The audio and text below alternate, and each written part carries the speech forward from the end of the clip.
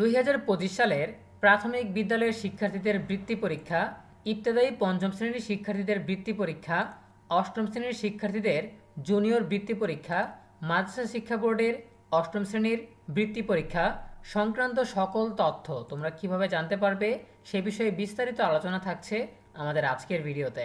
যারা এখনও আমাদের চ্যানেলটিকে সাবস্ক্রাইব করনি তারা এখনই সাবস্ক্রাইব করে রাখো, তাহলে শিক্ষা সম্পর্কিত সকল তথ্য এবং পরামর্শ সবার আগে পেয়ে যাবে।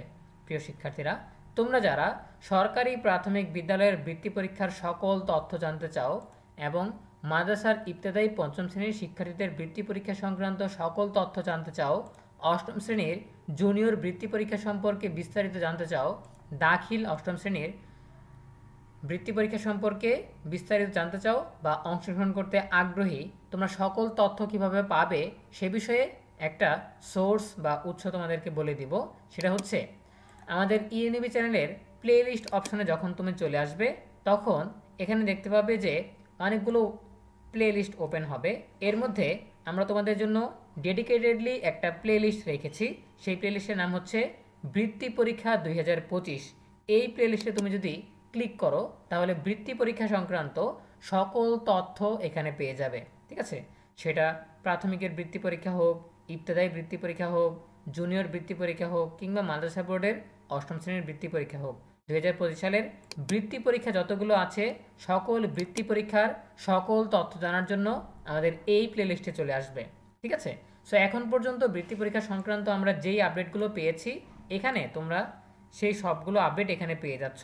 ইবতেদায়ী বৃত্তি পরীক্ষার নোটিশ এখানে দিয়ে দিয়েছি আমরা। বৃত্তি পরীক্ষার প্রশ্ন কাঠামো, এটা হচ্ছে প্রাইমারি, এটা আমরা দিয়ে দিয়েছি। বৃত্তি পরীক্ষা সংক্রান্ত নতুন যে বিবৃতি প্রকাশ পেয়েছে, কিন্ডারগার্টেন শিক্ষার্থীরা অংশগ্রহণ করতে পারবে কিনা সে বিষয়ে শিক্ষা মন্ত্রণালয়ের বিবৃতি নিয়ে আমাদের এই ভিডিও। এরপর চলতি বছর থেকে জুনিয়র বৃত্তি পরীক্ষা শুরু হচ্ছে, সেই খবর আমরা এখানে পৌঁছে দিয়েছি। এরপর বৃত্তি পরীক্ষার নীতিমালা, প্রাথমিক বিদ্যালয়ের বৃত্তি পরীক্ষার নীতিমালা আমরা এখানে এই ভিডিওতে উপস্থাপন করেছি। ভবিষ্যতেও বা পরবর্তীতেও যেই আপডেটগুলো আসবে বৃত্তি পরীক্ষা সংক্রান্ত সেগুলো তোমরা এইখানে এই প্লেলিস্টেই পেয়ে যাবে।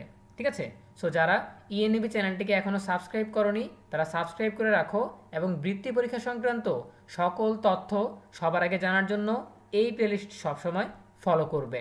ঠিক আছে, আশা করি তোমরা বুঝতে পেরেছ। এ বিষয়ে তোমাদের যে কোনো প্রশ্ন কিংবা মতামত জানাতে পারো কমেন্টে। দেখা হবে পরবর্তী আপডেট নিয়ে নতুন কোনো ভিডিওতে। সেই পর্যন্ত তোমরা সবাই ভালো থাকো, সুস্থ থাকো, নিরাপদে থাকো এবং সবসময় ইএনইবির সাথেই থাকো। তোমাদের সকলের জন্য রইল অনেক অনেক শুভকামনা। ধন্যবাদ সবাইকে।